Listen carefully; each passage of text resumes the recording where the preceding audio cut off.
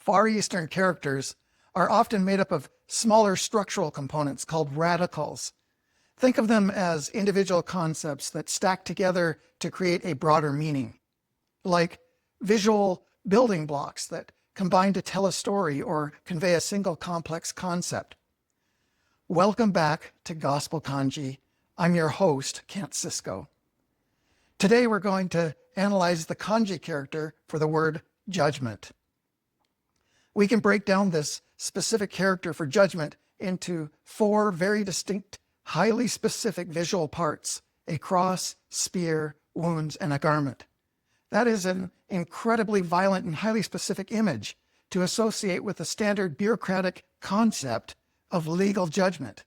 Sophisticated modern-day cultures would represent legal judgment with a scale or a judge's desk or maybe a gavel equivalent. Why these four specific elements? Let's break down exactly what this looks like. The top left of the character features the symbol for the cross.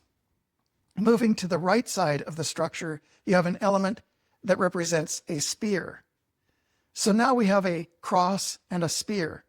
These two radicals combined together are a distinct component that means violent physical wounds. Cross, spear, and physical wounds. And finally, at the foot of the cross, the character we see there is the radical for clothing or a garment. When you lay it out visually like that, using just English descriptions, the density of the imagery is staggering. Every single one of those elements is present at a very specific historical moment.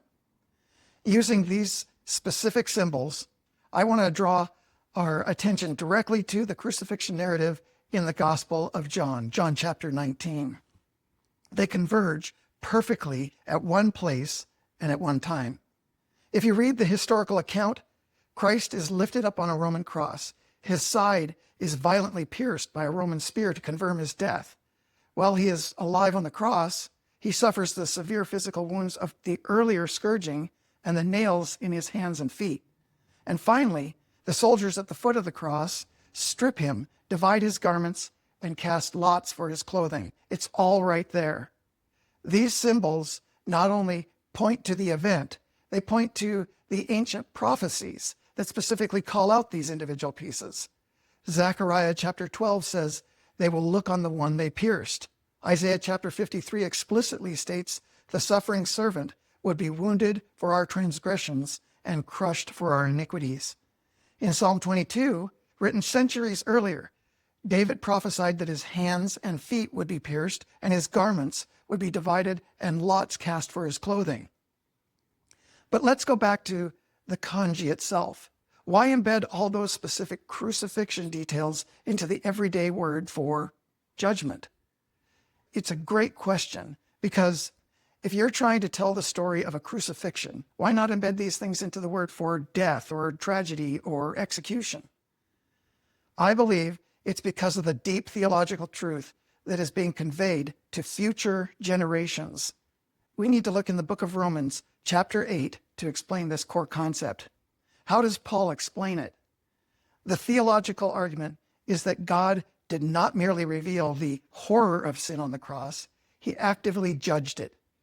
The apostle Paul writes that God condemns sin in the flesh by sending his own son as an offering. So he didn't just point at it and say, "Oh, that's bad." He actively condemned it. The cross wasn't just a tragic Roman execution. It was the ultimate divine judgment of human sin, which is why the earlier witnesses working with the scribes embedded the components of the cross, the spear, the wounds, the garments, to permanently define what ultimate divine judgment actually looks like and to point us back to this historical event. When you look at the broad span of linguistic evolution in a language like English, things naturally change over time. Words get simplified by lazy writers and meanings shift based on whatever's going on culturally. Could the assembly of these four highly specific elements, the cross, spear, wounds, garment, into the word for judgment, simply be a colossal 1,000,000-to-1 coincidence of shape? Or does the precise layering of these specific elements point toward an intentional, intelligently designed testimony? That tension is exactly what we must wrestle with. Modern scholarly consensus heavily relies on the gradual, accidental evolution of pictographs to ideograms over thousands of years, the slow march of time. But the convergence of these four exact elements, perfectly aligning with Old Testament prophecy and New Testament historical fulfillment in a foundational character such as judgment, formalized right around the first century, demands a second look from anyone intellectually honest enough to investigate it. It's really hard to brush off as just a random chance when the alignment is this dense, especially when you consider the aftermath of the cross and the specific focus on the wounds. There's a deeply moving post-resurrection story found in John chapter 20, the story of doubting Thomas. Thomas famously doubted the reports of the resurrection from the other disciples.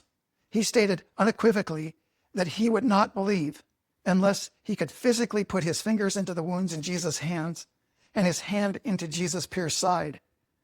The wounds from the nails on the cross and the spear are two of the exact elements preserved in the character for judgment. When Jesus finally appeared in the locked room, he didn't just show Thomas his face to prove he was alive. He specifically invited Thomas to see and to touch the physical wounds. It was the stark physical reality of those wounds that broke Thomas's skepticism and prompted him to cry out, "My Lord, my God." For any of you wondering if Jesus is God, there's your answer. Then Jesus responds with a statement that is passed down through 2 millennia of history. "Because you have seen me, have you believed? Blessed are they who did not see and yet believed."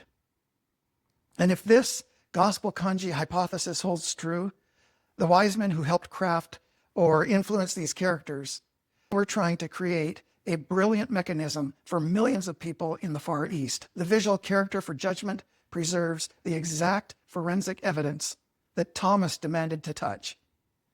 People who would never physically travel to first century Jerusalem to see those wounds in person can see the testimony structurally within the kanji for judgment and be pointed back to the testimony found in the gospel and believe. This is Gospel Kanji. See you next time.